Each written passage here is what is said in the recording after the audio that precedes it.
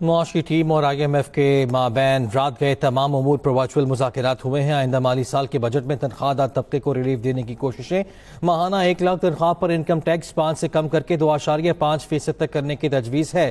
1,83,000 روپے ماہانہ تنخواہ پر انکم ٹیکس 15 سے کم کر کے 12.5% ہونے کا امکان ہے۔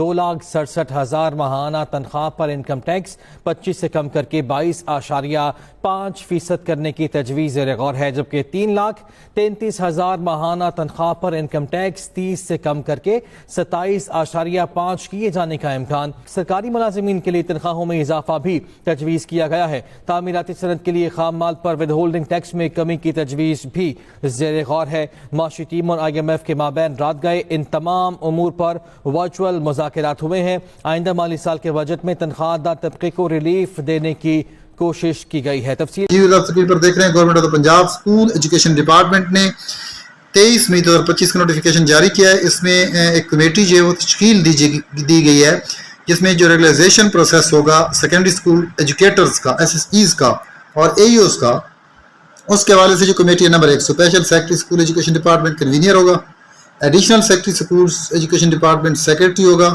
اور senior law officer school education department member ہوگا۔ Director DPA elementary education Punjab member ہوگا۔ Representative of regulation wing of SMGAD not below rank of BS18 جو ہے وہ ممبر ہوگا۔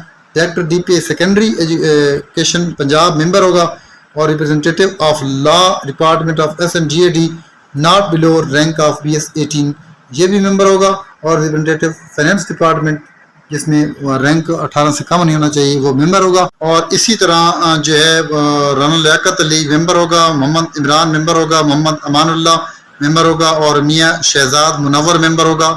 رانا عدنان مصطفیٰ ممبر ہوگا، ناصر سلیم ستی ممبر ہوگا، غلام فرید ممبر ہوگا اور محمد عامر رشید جو ممبر ہوں گے۔ اس میں جو TURs ہوں گے میٹنگ کے، تو اس میں existing policies, guidelines, notifications, governing regularization process, securitize cases جو ہوں گے SSEs کے ریز کے جو اپلائی کر چکے ریگولیشن کے لیے، اس کے علاوہ کلیکٹ اینڈ انالائز کیا جائے گا تمام ریلیونٹ ڈاکومنٹ جو ہوں گے اور ڈیٹا جو ہوگا۔ اس کے بعد جو ہے وہ کنسرن ڈپارٹمنٹ جو ہوگا فار نیسیسری کلیریفیکیشن اس کے لیے اور انشور کروایا جائے گا ریکمنڈیشن اور جو الائنڈ ہو گئے اپلیکیبل لاز اور پالیسیز انشور کروایا جائے گا ریکمنڈیشن، اور جو اس کے علاوہ پریپیئر کیا جائے گا ڈیٹیل رپورٹ ہوگی ریکمنڈیشن کے ساتھ۔ سیکشن آفیسر کے سگریچر بھی آپ نظر آ رہے ہیں۔ اعوذ باللہ من الشیطان الرجیم، بسم اللہ الرحمن الرحیم۔ رحمان علی باجوہ، سربراہ وفاقی سیکریٹریٹ ملازمین core committee, chief coordinator all government employees grand alliance.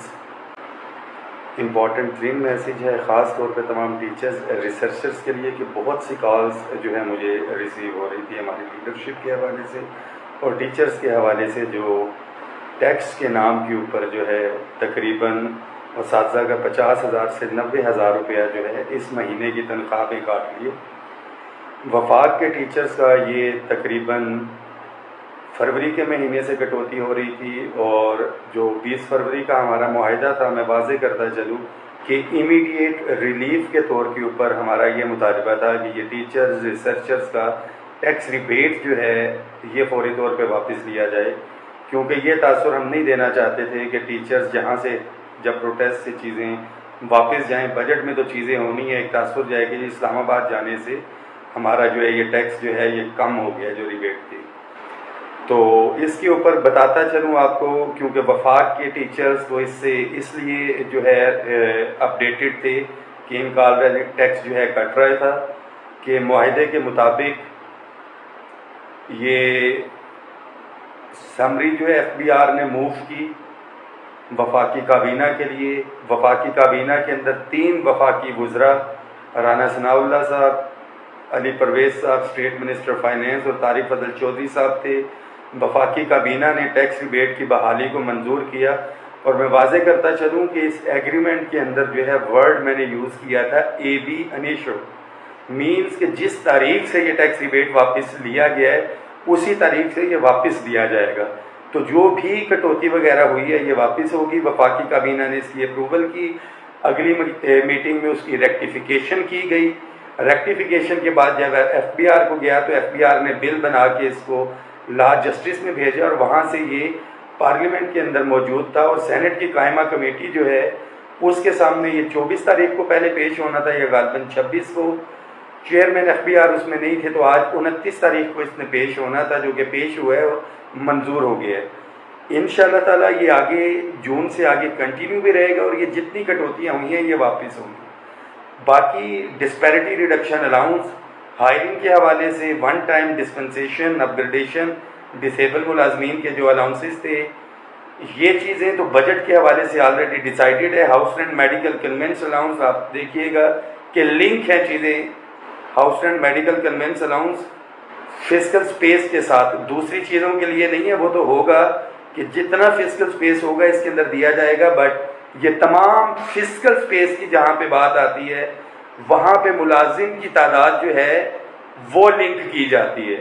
تو اس میسج کو شیئر کریں، تمام ساتھیوں نے پہرا دینے کے لیے آنا ہے۔ جو لاسٹ میٹنگ بھی ہوئی تھی ہم نے بڑا کلیئر بتایا ہے کہ وفاقی وزراء بھی اس کو آن کر رہے ہیں، ایگریمنٹ کو جو ہوا ہے، وزارت خزانہ بھی اس کو آن کر رہی ہے، مگر جو پرانے تلخ تجربات ہیں ہمارے وعدوں کے حوالے سے، اسی لیے تحریری معاہدے کی طرف بھی لے کے گئے کہ تنخواہوں اور پینشن میں جو ہم نے مطالبہ کیا 50% ہے اس اضافے کا بجٹ سے ہٹ کے، اس کے ساتھ ساتھ منیمم ویجز کے حوالے سے یہ ساری چیزیں ہیں۔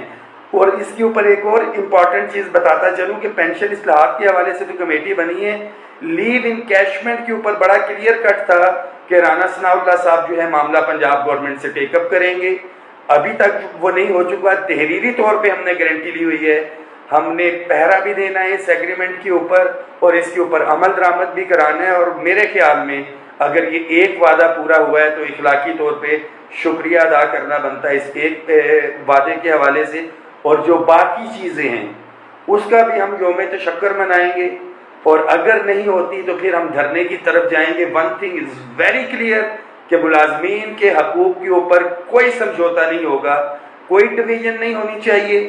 بہت سے ساتھی ہمیشہ کی طرح سے جو شرارتیں کرتے ہیں کہ جی ہم ادھر کریں گے، احتجاج ادھر کریں گے، وفاق میں کچھ ہوگا تو پھر صوبوں کے اندر جو ہے وہ چیز آپ کلیم کر سکتے ہیں۔